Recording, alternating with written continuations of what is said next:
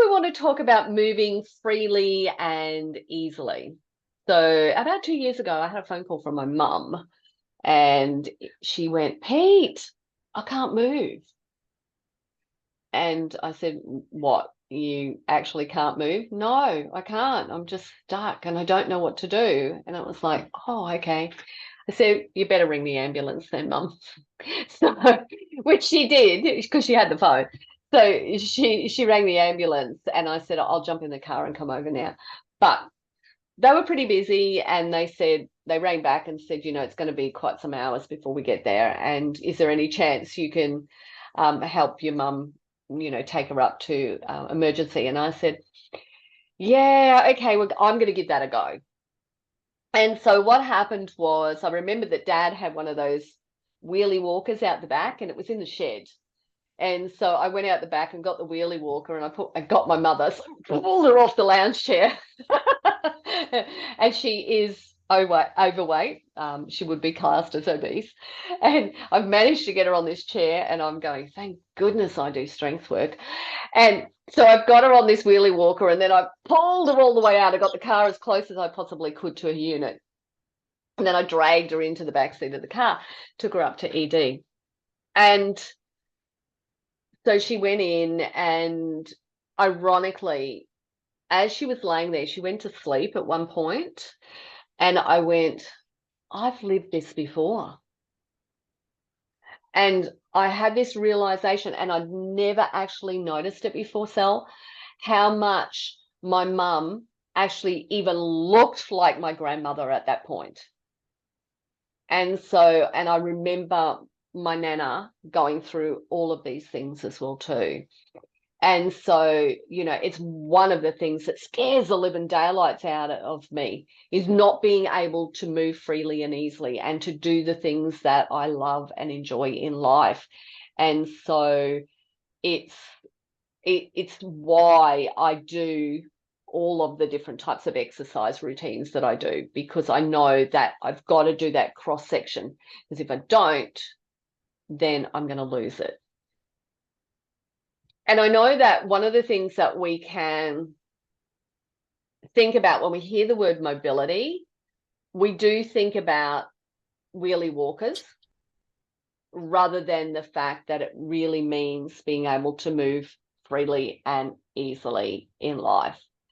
And in fact, there happens to be a store in town that you probably know that's called WOW, Walk on Wheels. So it really does focus on those wheels as well too. Yeah. Have you ever experienced anything like that before where you've seen that mobility and that movement pattern change with a family member? My dad, Yes. and my dad was a very physical man, like Yes. very work orientated. So he would be leaving for work at 4:30 in the morning, not getting home till 6:30 at night. Yeah. He was a lot of physical work in the job that he did.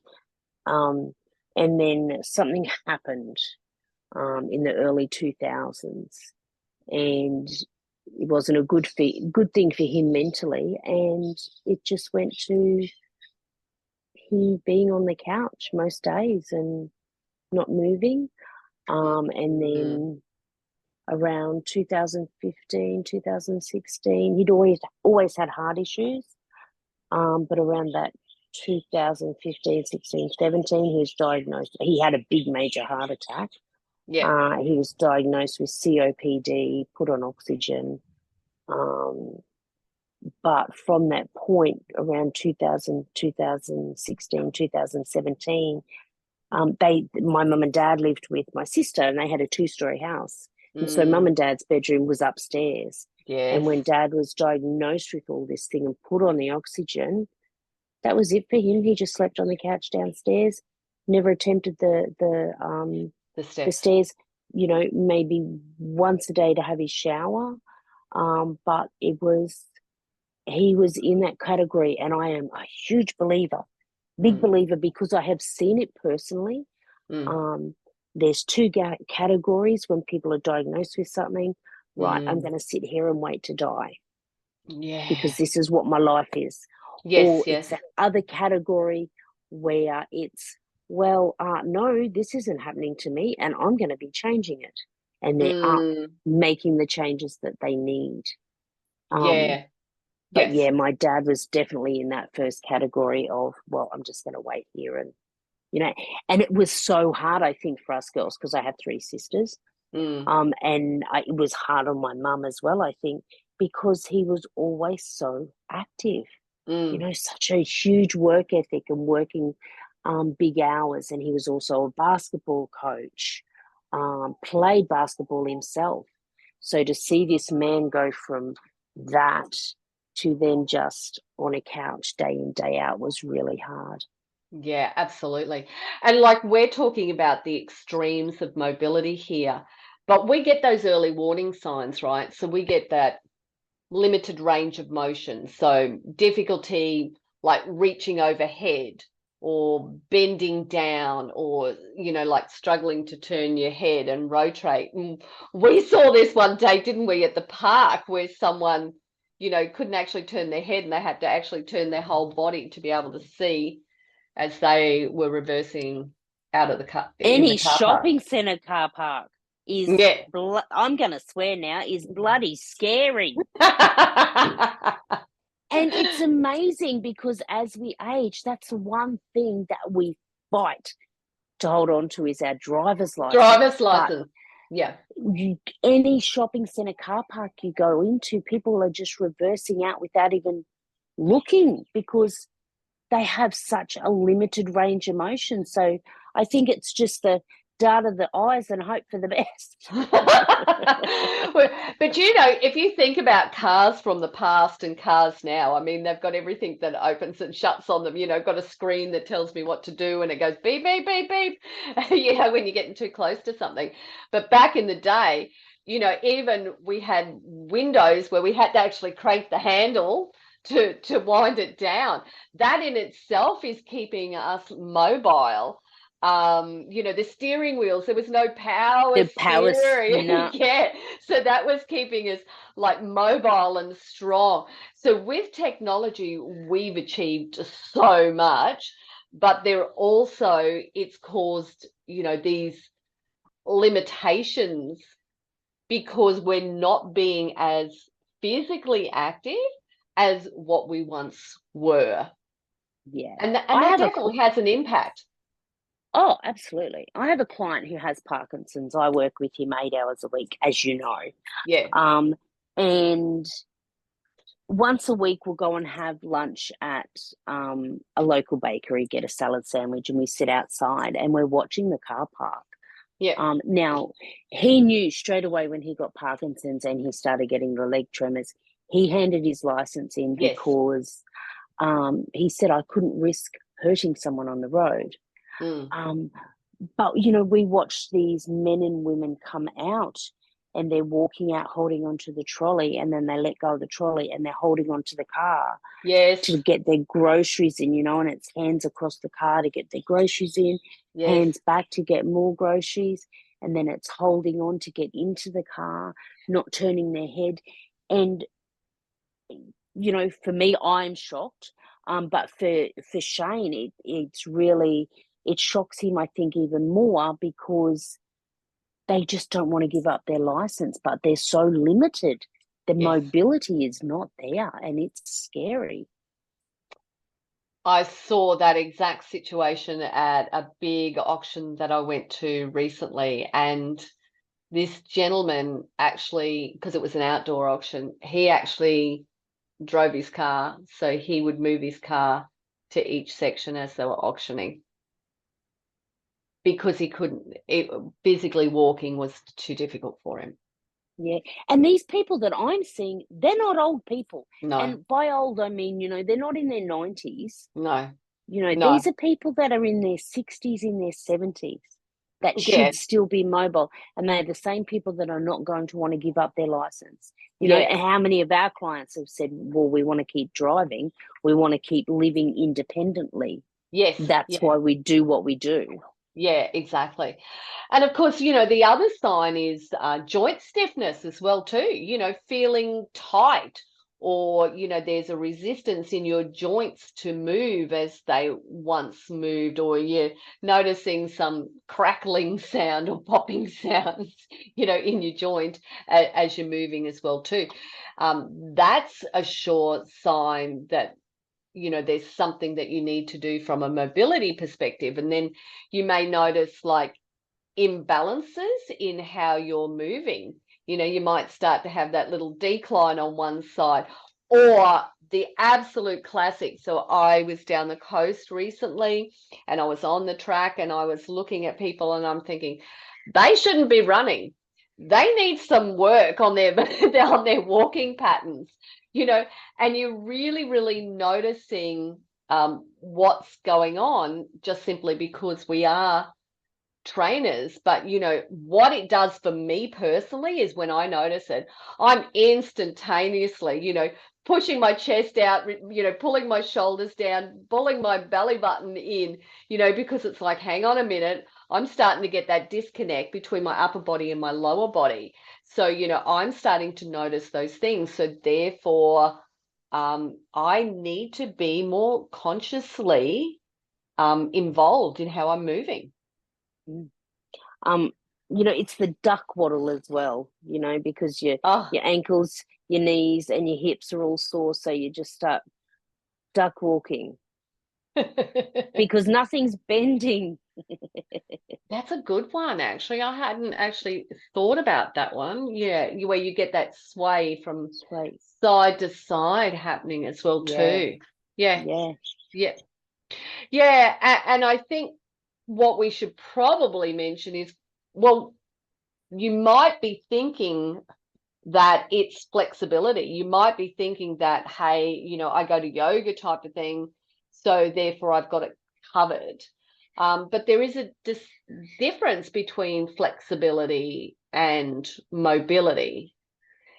So if you were to stand on one leg and lift your other leg off the ground, and bring it up into a right angle, if that's possible for you, how far you get that up is basically, that's your mobility.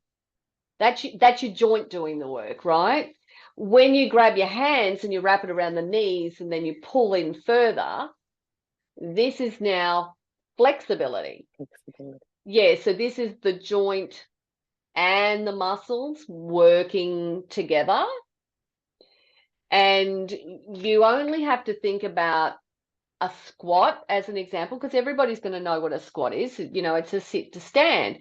So if you currently can't get down any further than chair height, that's because we're sitting in chairs all of the time. Okay. But that could be a limitation coming from hips, or it could be a limitation coming from ankles, or it could be that your glutes are not being activated.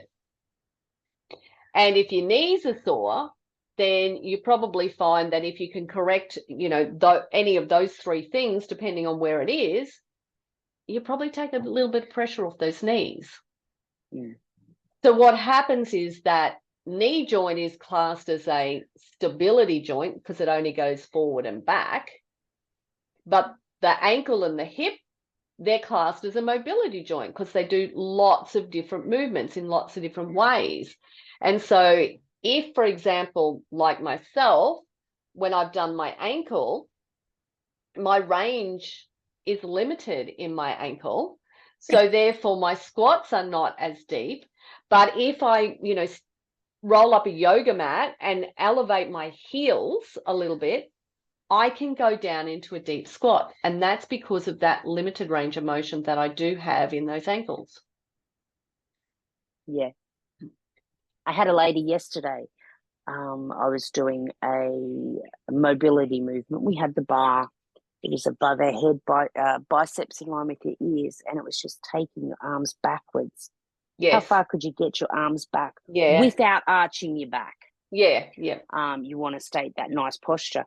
And I'm watching her, and she was only like 22, 23. And after the session, I went up to her and I said, keep doing those moves, like, because she had that mobility. Her arms were going right back. But Yeah. when I was looking at everybody else in the class who were 20, 30 years older than her, the limitation, Yes. the mobility was very limited. So I'm onto her. You keep doing that.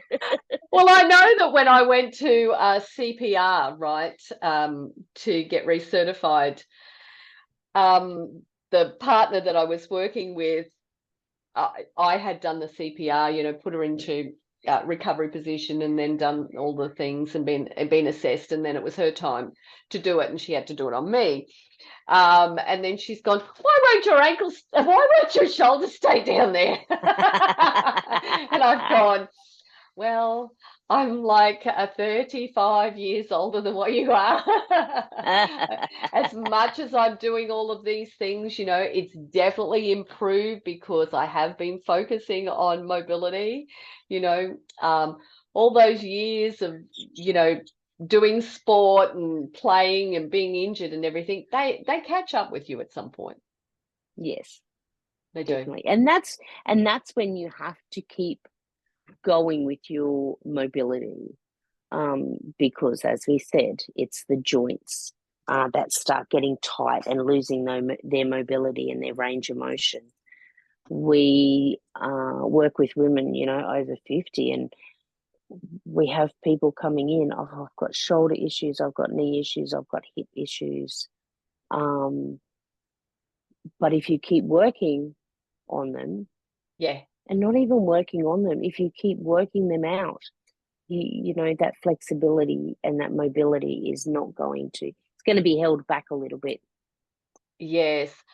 I was just thinking about the fact that, Paul, and I won't go into it because it's a very long story, but, he has limited range of motion in his joints. So he can't come down and do that. He's working on it. They said it's probably going to take 12 months to get it back after the operation, if it comes back at all. But I was thinking about, just movement in fingers. And there's this really technical thing you can do, Sal. It's with a rubber band. I just pulled this out of my drawer. You can get a rubber band and hook it around your fingers and, just simply start to expand, and just doing things like, bringing all of those joints in that hand into how they should move is going to help. Yeah.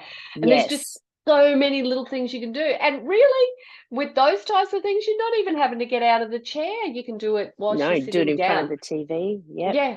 Yeah. I often do that one in session.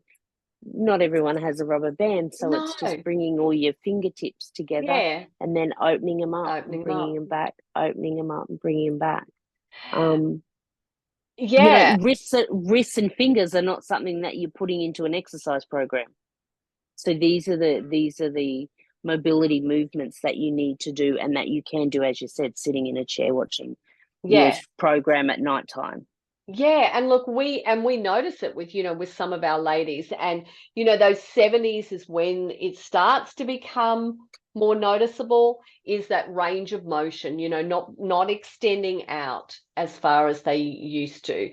And you start to notice that they may not be lifting their feet as high as they used to. So there'll be a little shuffle starting to come in. These are all things that you want someone to say to you, hey, listen, I've noticed this about you. We need to make some changes here so that what happens is this doesn't become your new normal and you can still do the things that you want to do. Mm. I mean, you think about Betty, who's in her 80s, she's still driving a car. Yeah. Yep. She can turn Because ahead. yep. She's got that confidence. I was speaking to a lady a few weeks ago. She's in her 70s and she had a major fall at the shopping centre. Yeah. She's terrified now. Terrified. Oh. No confidence, in going to the shopping centre or even just walking. She has no confidence because she's had that was her first ever fall that she ever had. Doesn't know how it happened. It was on a flat surface. She has just fallen over and now she's full of fear. Yeah. I'm glad you mentioned that, because one of our newer clients as well, too, that was the story that she told me. She loves hiking and bushwalking, and she was doing it regularly. And then what happened is she had a fall, and she broke a wrist. She did everything that she needed to do. She's got full range of motion back and everything like that. She never went back to it because she'd lost her confidence and she was Yeah. scared. Yep. So, and it happens when you Mm, have that fall. Yep. And yeah. of course, that then comes down to, a discussion about stability. What are you doing to keep your body stable? And there's lots of different things you can do to do that as well. Mm. But we won't digress into stability. We'll stick with the mobility today. Sal, is there anything you'd like to say to wrap it up today?